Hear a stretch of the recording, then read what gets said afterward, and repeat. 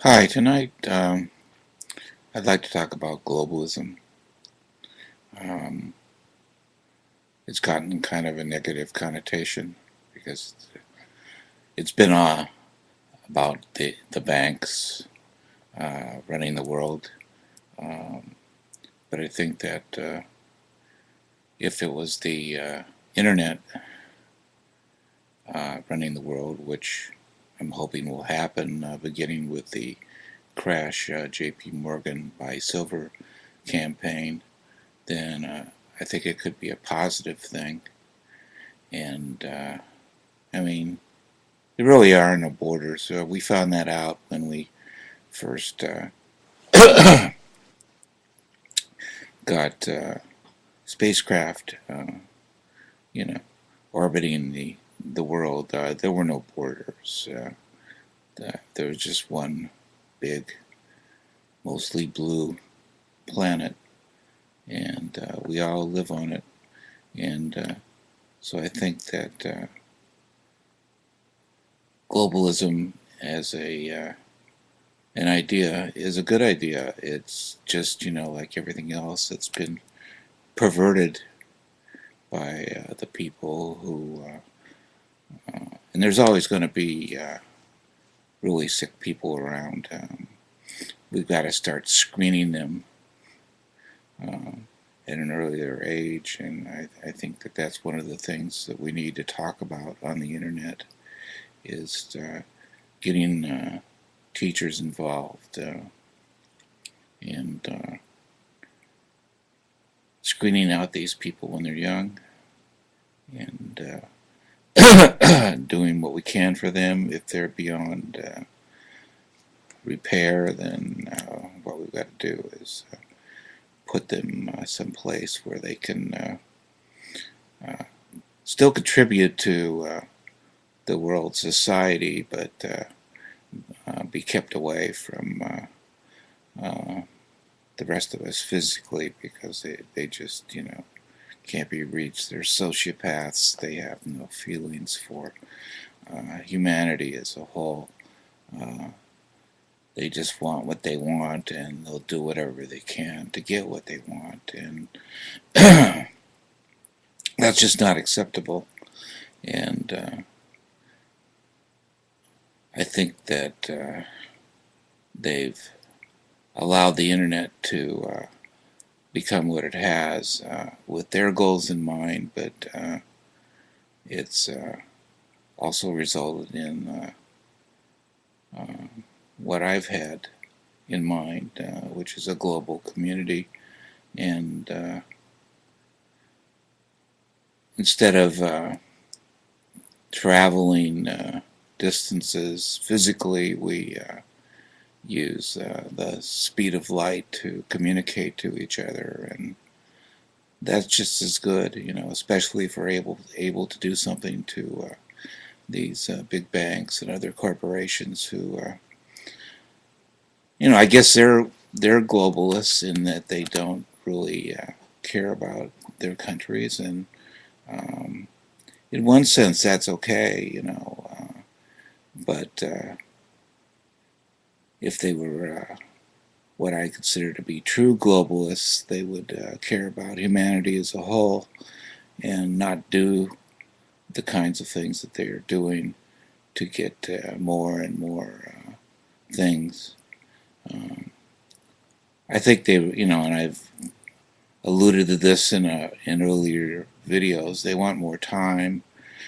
They don't think they're going to get more time, so they go after more and more things as a way of expressing their true feelings, which is that they want more time. I think they're driven crazy by this desire to have more time, and I think they're very angry that some trees get to be 1,000 years old, but they don't.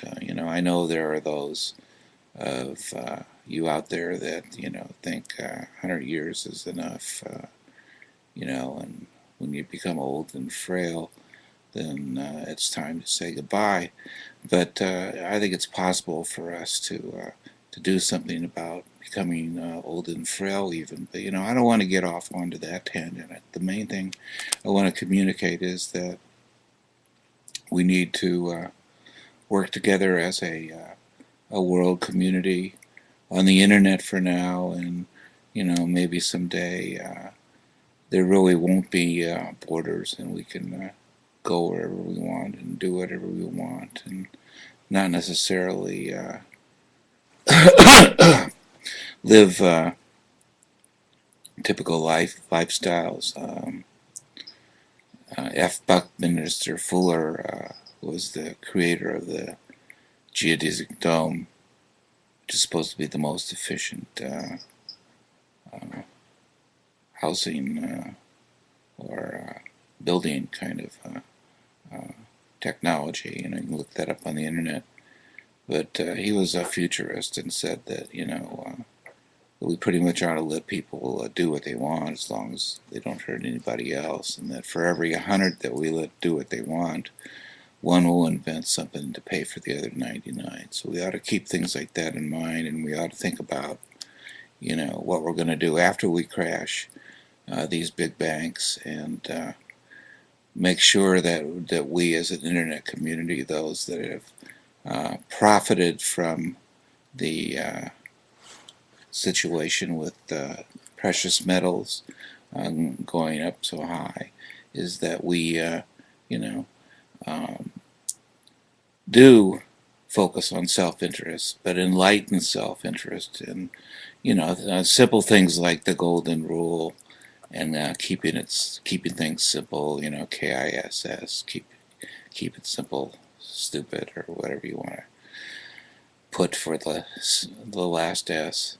So that's pretty much what I wanted to say. Is that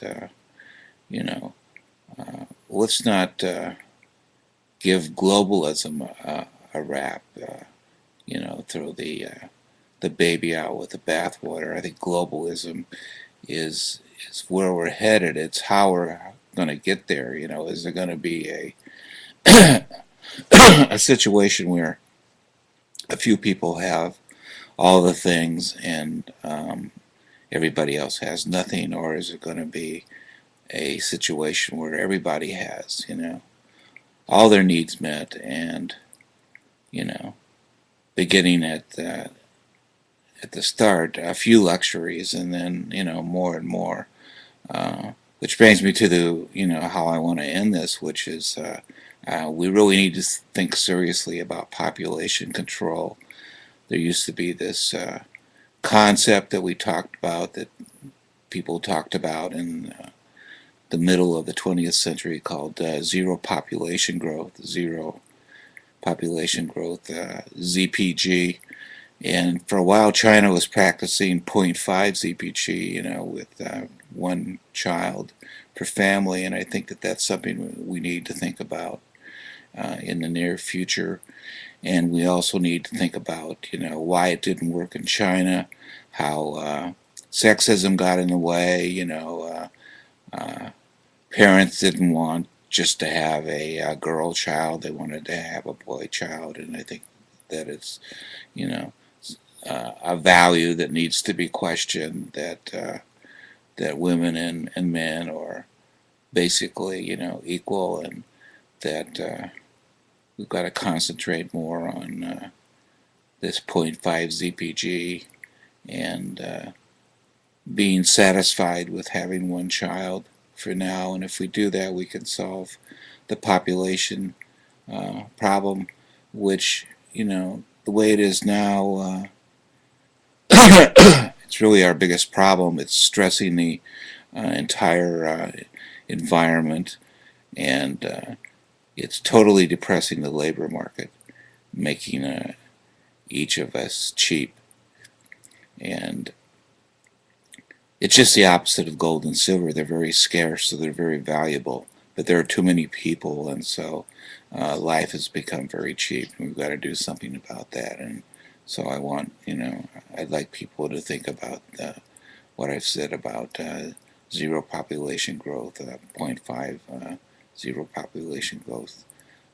For now, we've got to avoid having 74 million new people a year. The planet just can't support that, and the planet will adjust, and the human population will go down. It's going to go down the easy way or the hard way, and the hard way is, war, famine, etc. The easy way is 0.5 zero population growth, zero point 0.5 CPG. So please think about these things if you will, and if you have any comments or questions or suggestions or criticisms, please let me know. I appreciate the feedback, and I really adjust how I present as a result of the feedback I get. So thanks very much for taking the time out to play this video, and have a good holiday season, and let's hope for a better year next year. Thank you very much.